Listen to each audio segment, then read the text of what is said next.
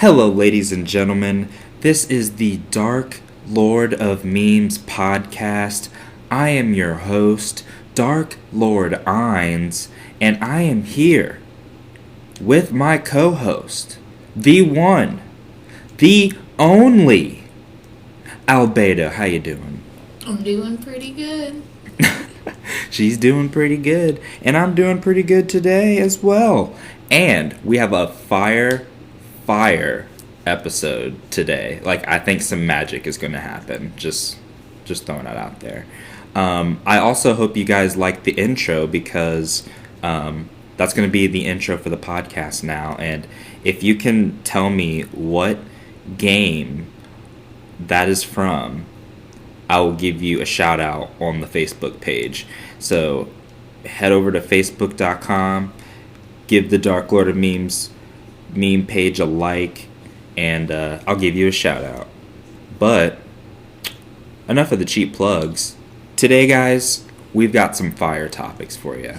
We're going to be covering things such as the coronavirus, which we all know has been in the news.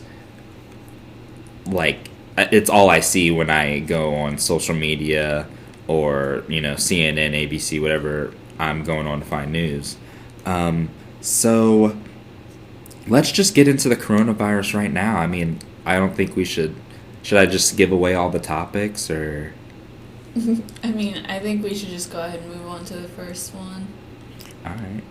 Well, this is going to be the lineup. So, the lineup for the episode today will be the coronavirus, big deal or nah. Then the second one, we're going to be talking about our weekly anime recommendations, which is going to be a weekly thing on the podcast. And then I'll give my thoughts on the XFL debut review, and then we will be talking about the granddaddy of them all, Incels.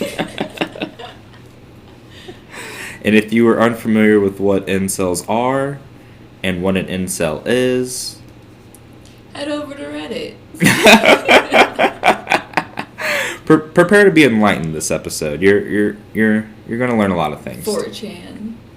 So, let's jump into coronavirus. So, I first heard about the coronavirus honestly on the H3H3 podcast, and I had heard about the coronavirus in the news, but I really didn't pay too much attention to it until, like, a podcast I personally liked started talking about it. I was like, oh, okay, well, maybe this is interesting. So I started looking into the coronavirus and seeing, like, is this really an epidemic?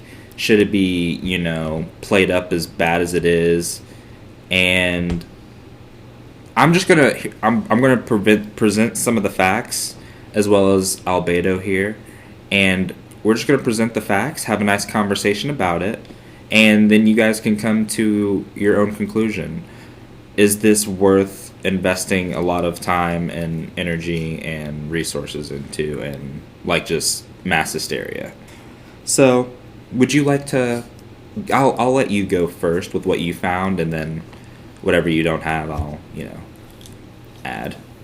So, there's been over, 800 cases of it, cases of the 800 people death toll, basically.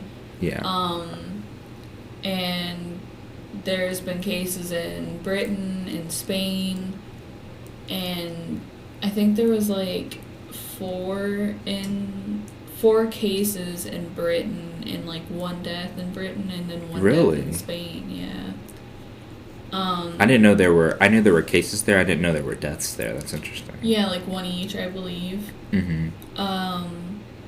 No, they didn't... None of them died in Britain and Spain. They died in, one was in Hong Kong, and one was in the Philippines. Yeah, I did find that. So I heard about the Hong Kong and Philippines, but there were cases in those other 2 places. Yeah, so... Which was... I thought that was kind of like... Yeah, but, people are always traveling every day, so yeah, it's easy for those things to kind spread. of slip through, yeah. Yeah. But Britain actually quarantined an entire flight of passengers that flew in from China. And then there's also... Like, on the plane? They just kept them on the plane? Or? Yeah, and then there's also, like, cases of that school where they quarantine students and stuff. They're basically, like, kidnapping people and holding them hostage because they have a virus. I mean... That's what it sounds like.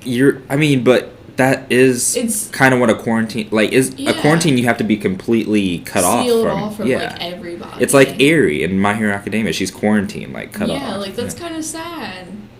Like, you can't have interactions because you're infected. Yeah, because, like, hey, you got a virus from, like, China that's just basically the flu. Like, the Chinese population, like, which, they're booming. Like, they have a whole bunch of people, like, and only 800 deaths. There was, like, I didn't think about that. Yeah. There were, like, 39,000 infected. But, like, even still, like, it's a pretty small amount of a huge, like, population. Well, and I've seen pictures of people in China, like, they have masks on and stuff. Right. And they're posting on social media, like, there's nobody in our streets. Like, my friends and I haven't talked to each other in a while, haven't seen each other in a little bit. Like, everyone's, you know, staying inside. Nobody's out.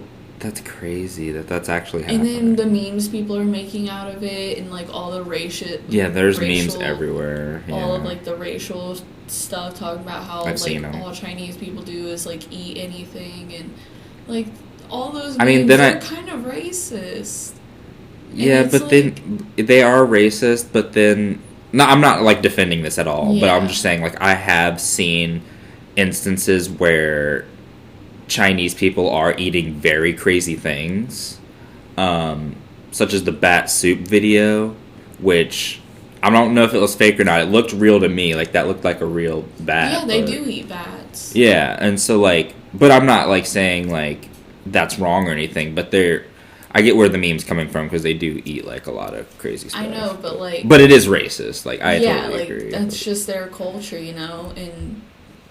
You know, viruses. Hey, if they eat bats, let them eat bats. Like, viruses, how they survive for so long is they like mutate every single time. Like, one strand like mutates and like becomes stronger and stronger, so it's harder and harder to fight off.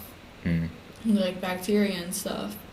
Like, that's why, you know, it's kind of hard to catch some of these things and like be able to stop it, because it mutates so rapidly. But at the same time, it's just like when we had that H1N1 outbreak, the swine flu. Right. That was like, crazy. My grandmother was in the hospital, and she had pneumonia, and I couldn't see her in the hospital because the H1N1 flu.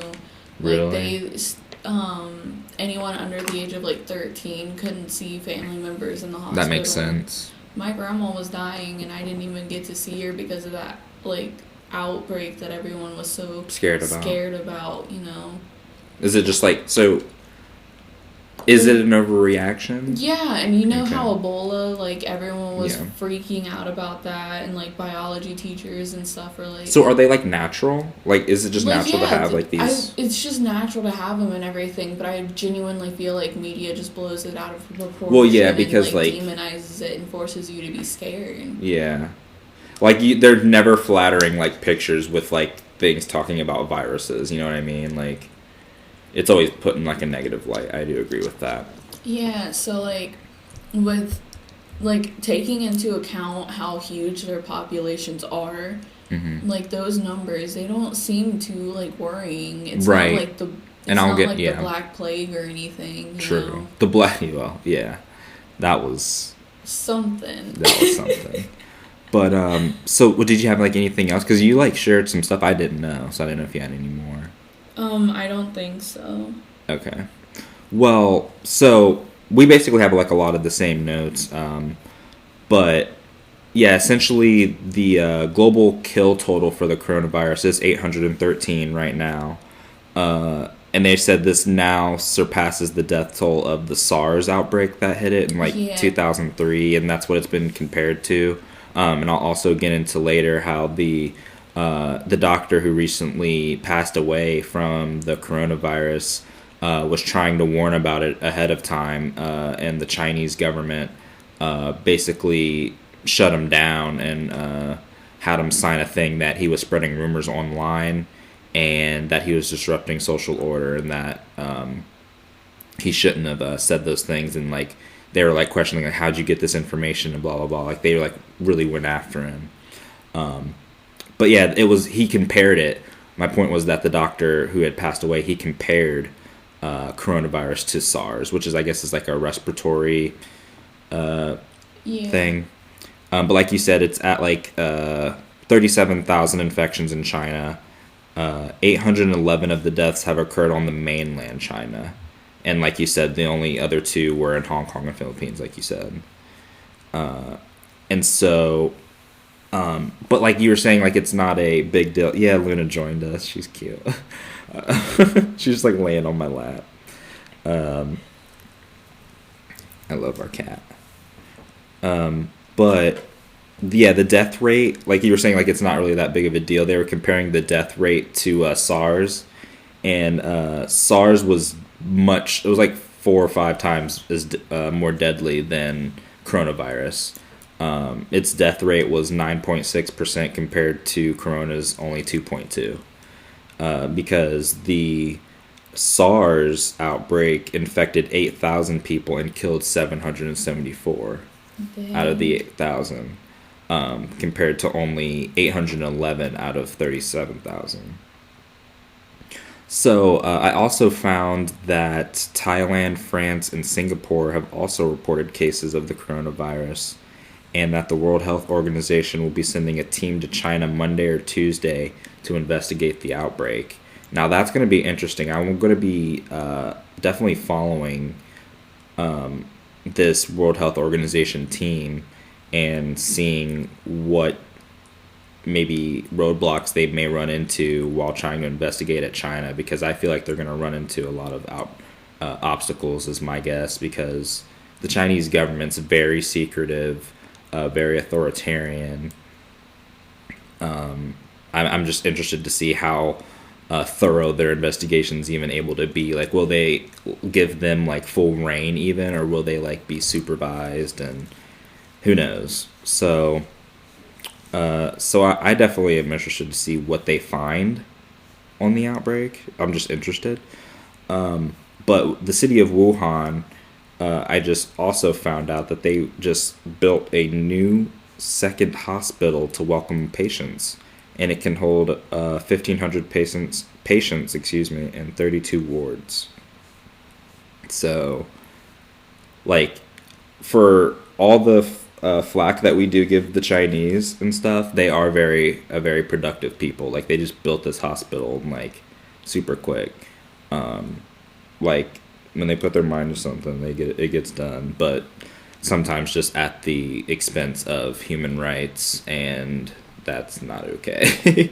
Yeah. But I'm not gonna like delve deeper. I'm just giving my opinion. It's like that social rating thing that we were going to discuss, but we never got the chance to. Yeah, we'll probably do that for a future episode. Definitely. Yeah. Definitely. I definitely want to talk about that and compare it to Black Mirror, because Black Mirror is amazing. So, the National Health Commission gave the temporary official name of the coronavirus to novel coronavirus pneumonia, NPC. And so the doctor who passed away, his name was Li Wayne Liang. I'm sorry if I butchered that. I know I did. But he died of the coronavirus after trying to, warn of the outbreak. And man, that's crazy. Like, I feel bad for his family, to be honest. Just imagine, just think about this. Like, you are tasked with, being a doctor and, curing people with this illness, and like finding things ahead of time so we can prepare, for it and safeguard against it. And he's trying to do like his job, like, and the government like shuts it down completely. Like, no, you're not, it's not that big a deal. Like, and then I mean, it doesn't even turn into like that big of a deal, but like the fact that he like turned up and like died too is just like. Like, he tried to warn you guys, and then you guys, And it costed him his life. Yeah. Because he was trying to do the right thing. But also, like, you know, government, you know, you don't want other countries knowing how bad your citizens have it when you're trying to keep this picture perfect, like, government photo, I guess. That's true. And when you think about it, like, it's not, and the thing is, like, I was comparing the death rates. It only has a 2.2% death rate. Like, sure, like, that's still bad. Like, people are still dying. But it's at such a decreased rate.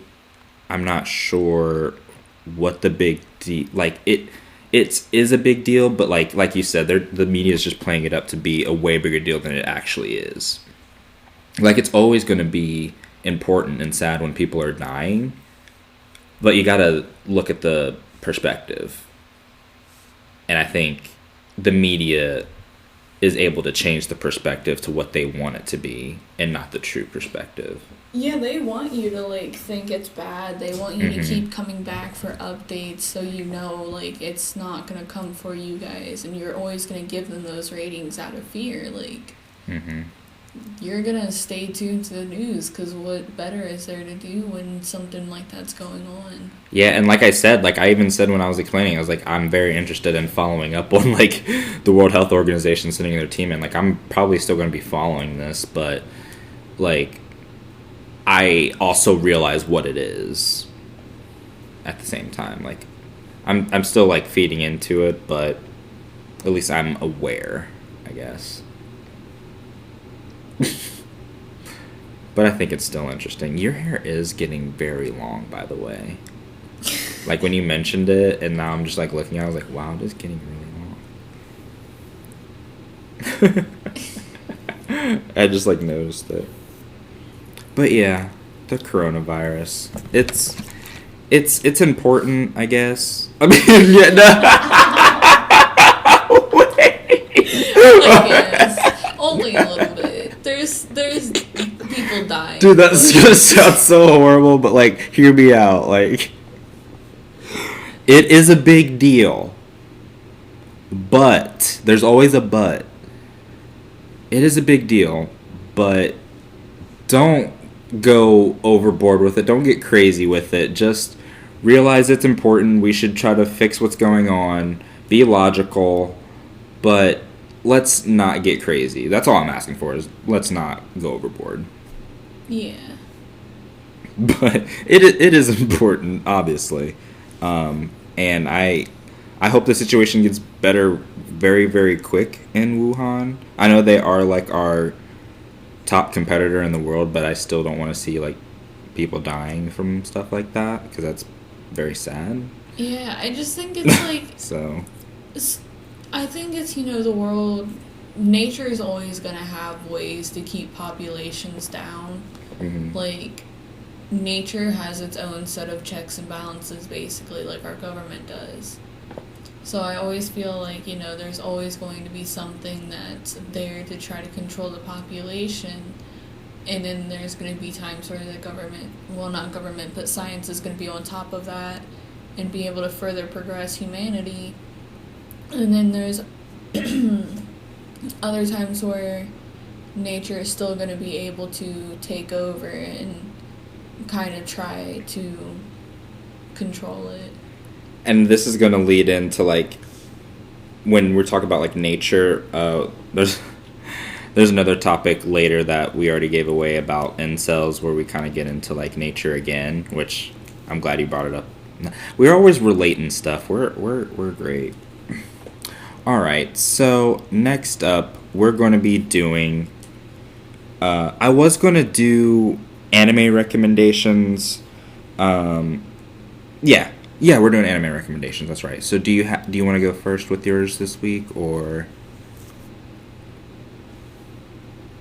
did you not think of one? I totally forgot. Oh, let's do it on the spot. This will be interesting. Put it on the spot. Elfen Lied. Elfin lied. Ooh, that one's good. On the spot, Elfin lied.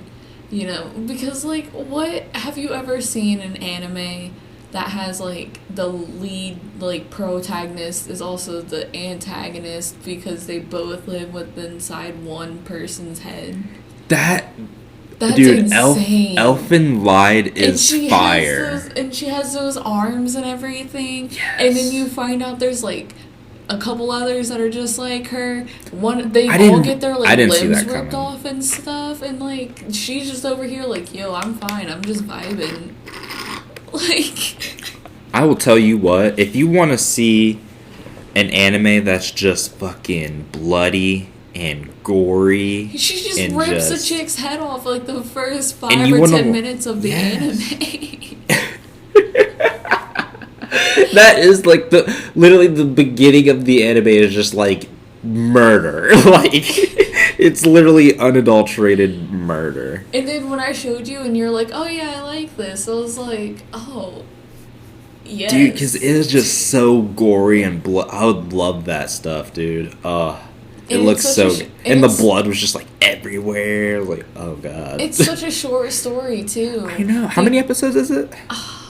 I can't remember, but it's not like... It's short. Yeah, it's like one season.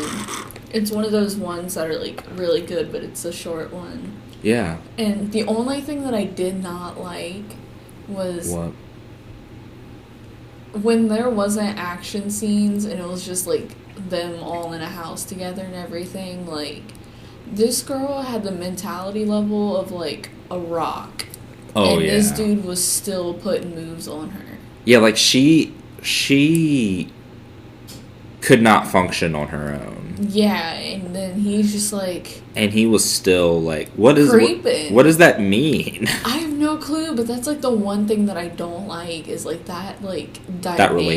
That relationship dynamic. Creepy. That is, yeah. But how much does it really knock off? Like, you still love it. Yeah, I mean, I'd give it like a 7. A 7 or an 8. I thought you'd give it higher, but... No, it's like, it's creepy, because like that entire... I'd give it about an 8 probably, too. They like, the action scenes and everything like that, those are so good. Like, I love them, and I love like the idea of everything, but the execution of the dynamic between that family, like that cousin and those cousins and everything, like the girl one likes him, and they're cousins. Yeah, like, you can't do that. Sweet Home Alabama.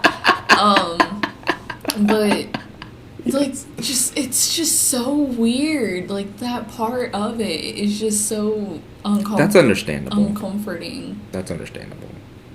It really is. Yeah. So it's like, ugh. So you give it that description and you give it what, an 8? Yeah. Okay, so you start off with a 9.7 for the first episode, and then on the spot you give an 8. That's solid. That's solid back to back. An 8. All right. Well, I'm gonna give one that I recommend. Probably like, honestly, it's about a. I really love this anime. Like, I just finished it recently. She knows what I'm probably gonna say. It's just like, if I'm thinking about it, then it's not a 10, so I'll give it a 9. Death Note. Dude, Death Note is, like, tremendous. I love it. Light Yagami doubling as Kira. When Kira gets the Death Note, man, he gets his hands on that thing and he's just murdering people. So here's my dilemma with it. So obviously that's a bad thing to do, right? Like, you shouldn't be able to... What? I really want those cookies. You want to go grab them? Yeah. She's gonna go grab cookies. I was talking about anime, right? Yes. Oh, yeah. You got me off topic, lady. Oh, Death Note. So my dilemma with the Death Note right now is why... I mean, was Light Yagami really in the wrong? Was Kira really evil? Because he, like, became, like, a god, essentially. It's kind of the premise of it, like, Kira is God. He can basically kill anyone on the face of the earth if he knows their name and their face. So, he was killing a lot of evil and a lot of bad guys.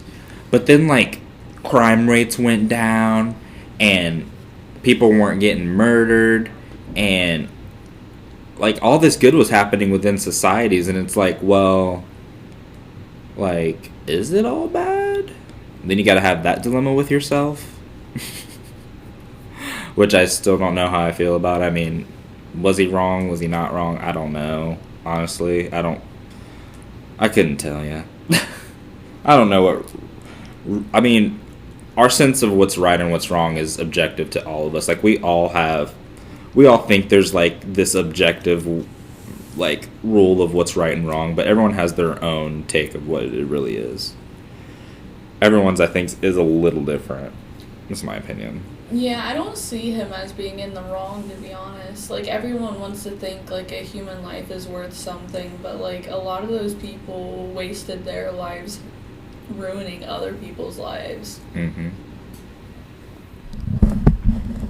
Like, don't you think that, like, should be taken into account? It definitely should be taken into account if you're really thinking about it. But Death Note is just a great anime. I highly recommend it. If you haven't seen it already, it's only, I believe, 37 episodes in total. And it's very good. Very well thought out. Well-developed characters. Light Yagami, and as Kira, Ryuk, the Shinigami, L, the guy who's trying to hunt him down, which their feud is crazy. And then Nier. Nier is freaking... When you think about Nier, when you talk about Nier, you just gotta call him a genius. Like, he's just a genius. There's maybe super genius. Whatever, like, word you want to amplify the word genius with, you can use. But he's just that. He's a true genius prodigy. And there was a person, his not partner, but they grew up together in the school. Mello, yes. Thank you for remembering. Mello. Who ends up dying. Spoiler, sorry. But if you haven't seen it, sorry. I mean, it's been out since 06, 07, and I'm just now watching it, so... The majority of you guys have probably already seen it, but if you haven't, definitely try it. So, when I first got into Death Note, when I first started watching it, I didn't really watch it. I read the book, I read the mangas and everything. Mm-hmm. And I was like, my sophomore year of high school, I had Mello as my phone background. Really? Yeah, and it was one of the manga arts, and he was just, like, in a chair, and then I lost my phone. Was he eating chocolate? Yeah, I lost my phone. I had to go to the office and write down what the description of my phone looked like in case someone with Mello as my background. When you go to open the phone, you're going to see something. And, like, he was just like this, and he was just posed like this, basically. Uh-huh. In, like, a fucking vest or whatever, and he's just eating chocolate, and I'm like... Swoon. No, I'm like, fuck. They're gonna know I like anime, and they're gonna judge me, and they're gonna think I'm weird. They're gonna be like, what the hell is this? Well... Elfen Lied and Death Note are two great animes to recommend, if you ask me. I give Death Note a 9, she gives Elfen Lied an 8. I would probably also give it an 8, maybe an 8.5 at best. But now, we're going to stay on the topic of anime. And I'll probably be talking the majority of this because I don't believe Albedo has seen this anime yet. but you should totally get around to doing that. Demon Slayer won Crunchyroll's Anime of the Year this year. I think we all knew that was going to happen, but the question becomes, were they worthy? Were they deserving? And the answer to that is 100% yes. Demon Slayer was the Anime of the Year. And it'll probably go down as Anime of the Decade. We'll have to see. It's very early to say. But if it continues at the rate it's going, it'll be very successful. Along with My Hero Academia, I think they're going to be the big two going forward. I would bet my money if you were to say you were investing in anime stocks, I would put my stock in Demon Slayer. Definitely, like without a doubt, that's the number one thing you got to buy stock into. And My Hero, those are the top two for me right now. But Demon Slayer is a great anime. I think it was deserving. I do think it is a bit overhyped in my opinion. I know it's tremendous, guys. Like, I know how good it is. I watched it twice. It's really good. But just like the hype that it got was something I had never seen in my entire life. It was everywhere. I looked. Demon Slayer. But it is Anime of the Year. It was well deserved. And I cannot wait to see what's in store for it. So, that's it for anime recommendations and a Demon Slayer. I'm going to be giving my... So I try to make these two segments a little, shorter, just to leave us more time for Incels, because I know we're going to have a lot to say, and it's gonna go a lot of different ways. But the good, the bad, and the ugly. Incels. Yeah. Yes. So I'm going to give my XFL debut review real quick. I did watch a game yesterday, and I just wanted to give my thoughts and opinions on it, because I'm a big football guy. I'm a football head. Albedo knows, like, if football's on, I'm probably going to watch it. She can attest to how big of a football guy I am. I love sports. Oh my god! Babe, did you see that? Oh my god! So that's me when I watch an Ohio State football game. That is literally me. But yeah, let's get into the XFL. So if you don't know what the XFL is, it's basically a brand new professional football league that has been created by Vince McMahon. Vince McMahon's the owner. He's the creator. This is the rebirth of the 2001 edition of the XFL that flopped after one season. So I was interested because, I'm a WWE guy. I love professional wrestling. I love Vince McMahon. Vince McMahon has given me some of the best memories of my childhood, and I can never probably thank him enough for that, because I've watched all those things to this day. Albedo can attest, we watch wrestling like all the time. So he's given me a lot of great memories, and so if he's doing something, I'm watching. And if he wants to do a football league, I'm going to watch his football league. I'm going to be the guy. So, to break down the amount of talent that's in the XFL, because I know you're probably wondering, because you're probably going to say, oh, these are probably some scrubs, probably rejects from the Canadian Football League, or, probably not even, close to NFL talent. No, it is NFL caliber talent, ladies and gentlemen. Do not sleep on the caliber of talent that is down there. So the game I watched yesterday was the DC Defenders taking on the Seattle Dragons, and the quarterback of the DC Defenders is Cardale Jones. Now, if you don't know who Cardale Jones is, you must have been living under a rock under the past 5 years or whatever. But in sports, that is. Cardale Jones won a national championship at the Ohio State University on the football team. Won us a national championship.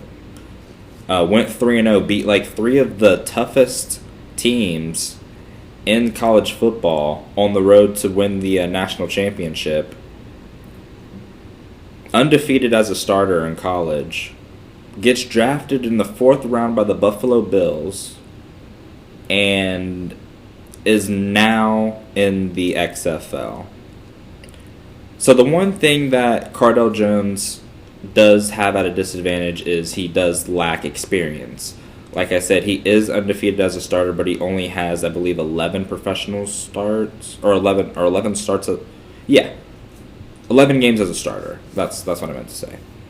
So he just needs a lot of more repetitions and a lot more experience before he gets to the, playing for the NFL and being a starting quarterback, because you got to remember, he was the 3rd string quarterback for the Ohio State Buckeyes. So he wasn't getting a lot of reps in college, or first team reps at least. And he had Braxton Miller and JT Barrett ahead of him. And when they both went down, it was up for him to answer the challenge. And he answered the challenge. I mean, he went on to blew out Wisconsin. I should have looked up the teams. It was a few years ago. I can't remember. We beat Wisconsin in the Big Ten championship game. Then I believe we went on to beat Alabama. And then we beat Oregon in the national championship game. So, yeah, I think that's how it ended. Won those 3 big games for us. So he's no scrub. And I watched him play in the XFL yesterday, and he was very impressive. He looked very good. I think he accounted for over 300 yards and had like 2 touchdowns. He did pretty well, and he had some very good plays. Showed some athleticism in the pocket, or maybe not like great athleticism. Like, I'm not talking Lamar Jackson athleticism here, but very mobile. That's the word. Had some mobility in the pocket, able to escape pressure, and so I'm like, okay, he's pretty good. And a lot of the people that are playing are former players that were like on the training camps and stuff like that, so they're not scrubs. So the XFL is definitely very good talent on the field, and they do a lot of unique things. They have a feature called Live Mic where you can actually hear the coaches and players talk, and they also interview players like after big plays or things like that. So it's a lot more behind the curtain. Gives you more of an intimate feel with the players and the coaches, to be honest. And I think Vince got that from professional wrestling. I think with that idea, being able to peek behind the curtain. So I think it's a very interesting concept. I think it has legs. I definitely think it'll make it more than one season, and that's just from watching the first game. I think a lot of the response was positive that I heard. A lot of people are into it, and I actually was talking to a friend. I had texted my friend and told him I was watching the game, and I showed him how he could watch it for free or whatever and stream it, and he loved it too. So I think it definitely has legs. I think Vince did I think he did a much better job this time around. I think in the first time it was very rushed, and he just kind of spur of the moment, like, I'm doing a football league, we got to do this, this, and this, like, how do we get this done? I think there was a lot of rushing and not a lot of planning and forethought with it. I think it was just a lot of, we got to do this, then this, then this, then this, then this, and you're not really following a plan, you're just doing a bunch of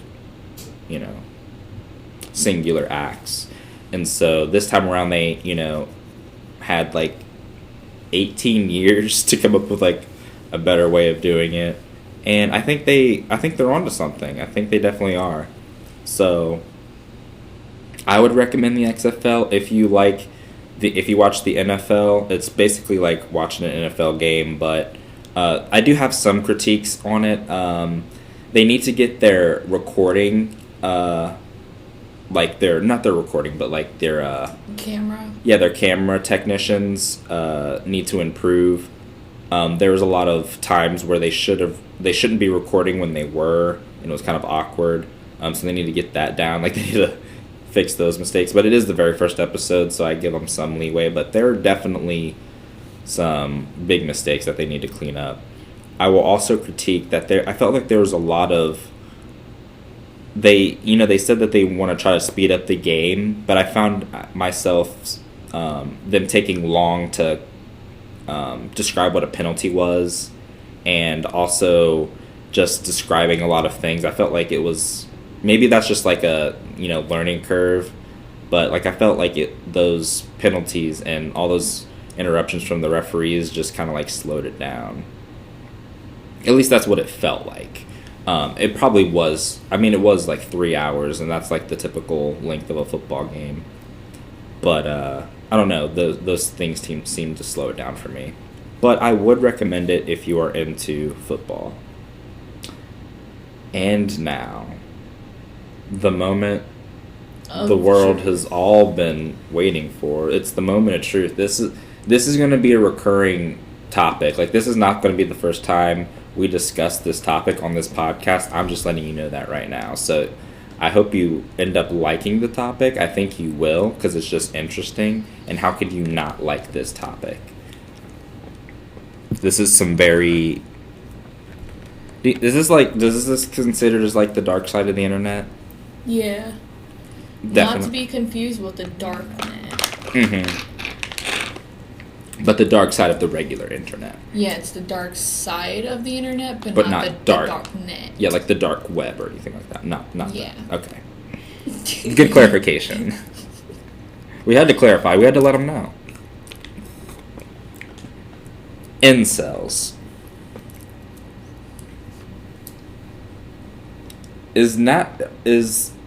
Are incels just natural selection taking place? Yeah.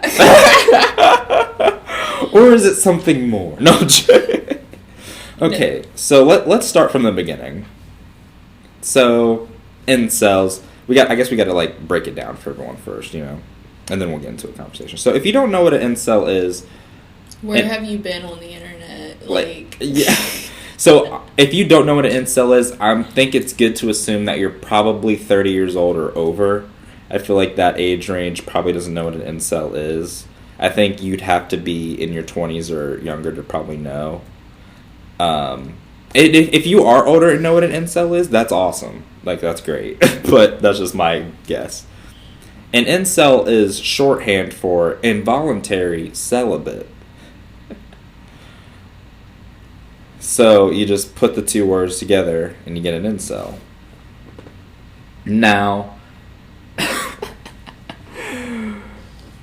an involuntary celibate sounds bad, right? Like, you are involuntarily celibate. Like, you don't want to be celibate, but involuntarily you must be.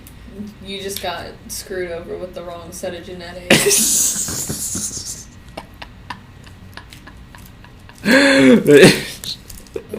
Say I'm wrong.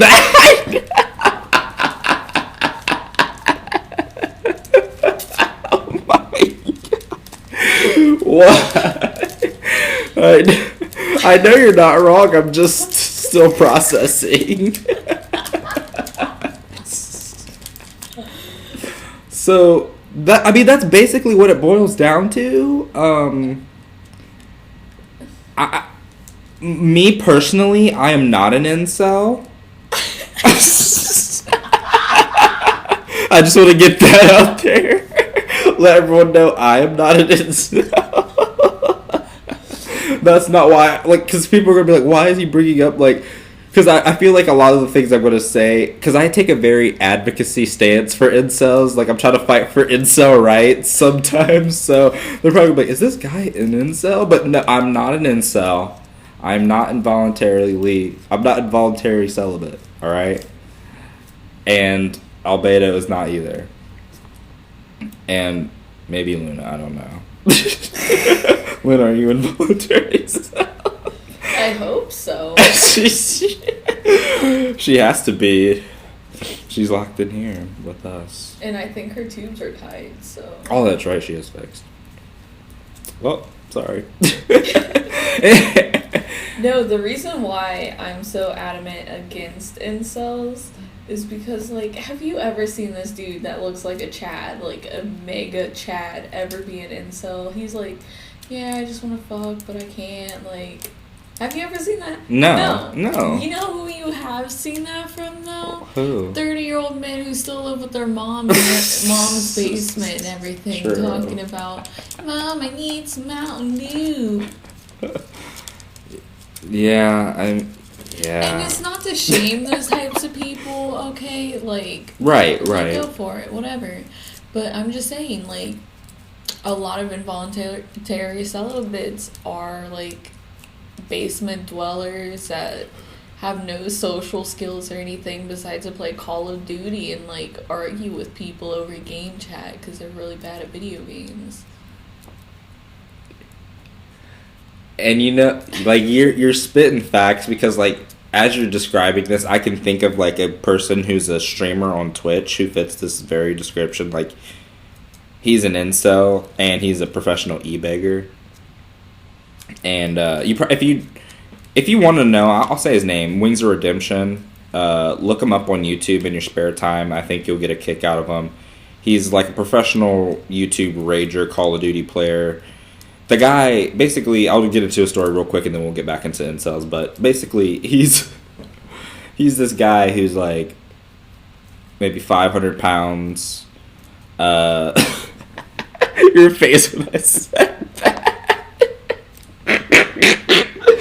So he's 500 pounds, lives in, you know, his house in, I don't know where he lives, like Kentucky or West Virginia, somewhere like that.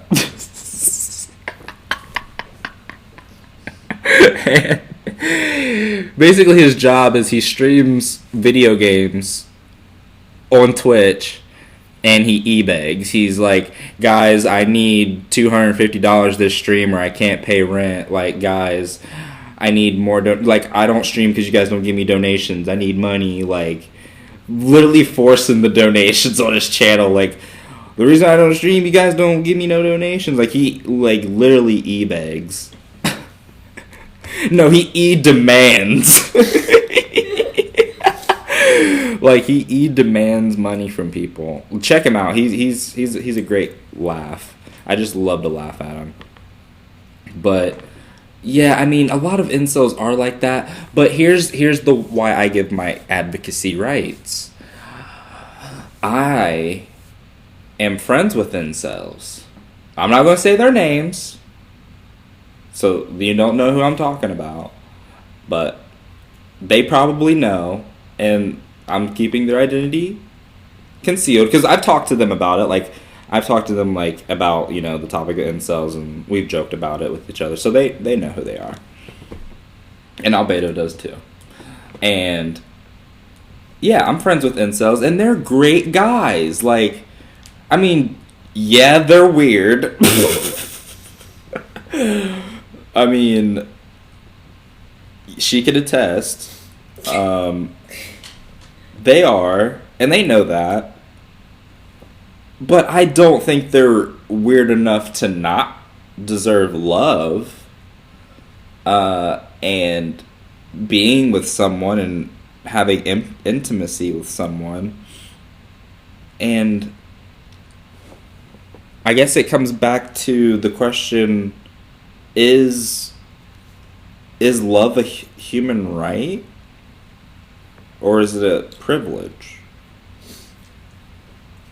I feel like there's more than just one type of love. Like, there's love that should be, you should be born with it. And then there's, like, stuff like finding a partner might be a privilege. Right. But finding people who love you is, like, your birthright. Like, your parents should love you. Your family should love you. Mm-hmm. Your siblings should love you. Like, those are things that, the type of love that should be there from the beginning. And that should help guide you through life and everything. Right. To find a partner. But, sometimes when they're younger and stuff, those family bonds, that family love just isn't there, so they just don't grow up in the right direction that they're supposed to. So them trying to find somebody is kind of screwed up now. Wow. That was very, like... Wow. You're very insightful. Gang. I'm like blown. I'm like blown away. I'm like speechless after that. Wow. Thank you so much for that. But yeah, I mean that also, could be the case. I don't think that's the case for like all of them, but I think that definitely does happen. Because there are some that's like more genetic side of things that just make you like look at somebody and you're like, no. And like with my friend that I brought up earlier, my friend that's an incel who I love to death. He's freaking adorable to me, but like he's probably on like the genetic side of things where it's just like he can't really help it. It's just like what he was born into, and like it doesn't fit the society's standard of attractive. Or, I mean, not to sound mean, but what society deems attractive. Yeah, so you see, like, guys that, nature, like, everything does boil down to nature and nurture, like, nature, genetics, blah, blah, blah, nurture, like, messed up childhood. Your upbringing. Yeah. So, I feel like genetically speaking, like, a lot of people go for other people that they know have, like, good genes, because good genes, like, good genetics are what attracts us to other people. So, like, you look at someone and you think they're attractive, like, they have really good bone structure, really good stuff like that. Like, those are their genetics. They're desirable traits. Yeah, and then you look at someone else that might be overweight, acne, can't grow a beard. Patchy and stuff, yeah. Yeah, and you look at them and you're kind of like, no, like, that's I not can what do I better. want. Yeah. And then, you just avoid them because they don't have those genetic traits that you want. And then they eventually would die off then, right? They personally wouldn't, but their line will. Yeah, their lineage. Yeah, those will definitely die off. They won't have, like, kids or anything, and that's just the natural cycle of things. Survival of the fittest. The good genes are what gets passed down. Same thing with the coronavirus. It's just like an evolution of man. Yeah. And, like, it's not to say that person did not bring something to society and have something to offer and put something on the table. Like, that person, sure, they have, like, undesirable physical traits, but who knows what the mental traits they probably possessed. Probably very smart, intelligent. A lot of them do turn out to be very smart because if they're not out socializing with people and, not being with a partner, they usually have a lot more time to, like, sit inside and study and be on the internet and research. Yeah. So who knows what mental capacities they have. And so, like, that's not to say that they can, they probably, something's going to come from one of those guys that probably changes the world. But, like, his lineage is just not going to live on. But, like, as long as we can get it, before he passes away, like, that's great for society and moving on. And we'll always remember him in a positive light, But I do think it is kind of just, like, the natural order of things, like you said. Like, natural selection and, basically survival of the fittest. If you don't have the traits needed to progress the human race, then what are you doing? You know what I mean? Yeah. Like, I mean, not to sound rude, but it's kind of like, what are you doing to help the cause overall? But, I mean, I do think that there will be solutions to not, like, actual solutions, not like the 100% solution that they want, which is finding, like, a partner to, love and share a life with. that's probably not going to be in the cards for most of these guys still. But I do think there will be solutions that are invented through virtual reality, other alternatives that they can explore. And I'm all for that. Like, I think they should be able to have that, definitely. Like, we should not ban that. Like, because, I mean, they got to have something, you know? And, like, why not give them the most in-depth experience possible if they don't want to pay for a hooker? A hooker. Or prostitute, whatever the term you want Sex to use. worker. Sex worker, yes. I'm not PC. You gotta be politically correct. PC principal in here. Okay, PC principal. Sex, yeah, that's the right word, sex worker, because it's not. If you wanna, hooker, it sounds derogatory. yeah, if you wanna have sex and you wanna get paid for it, hey, you do you. Like honestly, like it's yay, it's whatever. I don't want to do it, but like if you want to do that, sure. Like it needs to happen. Like a lot of these guys need it. There's a need for sex workers. So yeah, and another thing the incels a really growing population. The people that are demonizing it and shaming it are the same people that like built the entire industry for it. Like guys just want a girl to send pictures of her tits and stuff, but like now it's, hey, why not just make money off of it? Like, it's in demand, so why not supply it for a price? And that's what's going to happen eventually. I mean, like, and that would happen with the virtual reality alternative as well. Yeah, I think sex work's valid work, you know? There's a supply, demand, and probably not monetary exchange. Yeah. And the thing is, it does suck because I think... And here's the thing, like, that I don't know how to feel about it yet. I'm trying to, like, I want to, like, look more into it and, like, what others' opinions are on it, too. But I just find it very interesting that when we're talking about, like, sex worker, like, the need is for males. Like 99.5%, I'm sure, of incels are male. And so... that means a lot of the sex workers are female. Like, you're not going to really need male sex workers. And I know a couple male sex workers. I mean, I'm sure there are, but, like, the thing is like,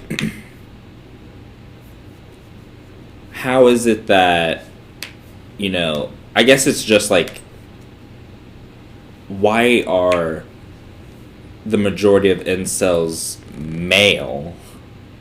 And there's, like, very few femcells. Like, I just think that's interesting. Like, why is it so skewed? Like, if there's incels in the world, I would just, like, assume, like, it'd be probably 50-50. But, like, no, it's, like 99 out of 100 incels are men. Like, there's going to be one female incel in that group. So it's, like... You want an honest answer? Like, I just want to know, like, why is it that it's, like, it's, women can find, like, any, I just feel like women can find a partner easier. Yeah. So. And why is that? Give me a chance. I'm sorry. I'm excited. I'm sorry. I've been trying to explain it. You've been cutting me off like every time. I'm sorry. So I think the reason behind it is like women were more open to loving like each other. Like I'm bi, you know, girls are lesbians, girls can be bisexual, girls can be stuff like that. But when it comes to like masculine side of things, they're kind of forced into being either straight or gay. Like more often than not, they're pressured into being straight. So all those guys just want women and want to hide the fact that they might possibly be gay or something like that. And there are gay incels and stuff. I'm not saying there's not, but like women, if we don't want to find a guy, we'll just find a girl, you know? Like, it's not demonized, it's not shamed. Like, girls liking girls, like, stuff like that. That's like, fascinating. Yeah, you can just, if you can't find a guy, you can settle down with a girl. But we do have straight women, and those ones can find men. And, they And don't... no problem. Yeah, no problem. And then there's also, like, girls that I know should be incels, but they're not. Exactly. They're, like... And I think I know guys that... Do I know guys that should be incels that aren't? I know guys that should be incels, but they're not. Like, You do? Yeah, like, they just play video games and stuff like that online 24/7. How are their physical attributes look? Very poor. Really? They have poor physical attributes and everything, and it's just... Ugh. And they still managed? Yeah. That's insane. I'll tell you after the podcast. Sweet. I was going to say, sweet. We'll save it for later. Sounds juicy. But yeah, like, I mean, I do know plenty of people that, like, genuinely seem like they would have, like, had the chance to, be with somebody. And then, like, time just... And they just maybe. never really did, And then it's like...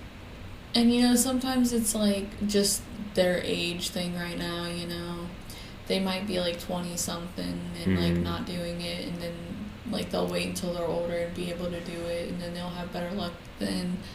But, like, I don't know. How many, like, has anyone actually died, like, of old age as an incel? Yeah, I'm sure there has been. Have there?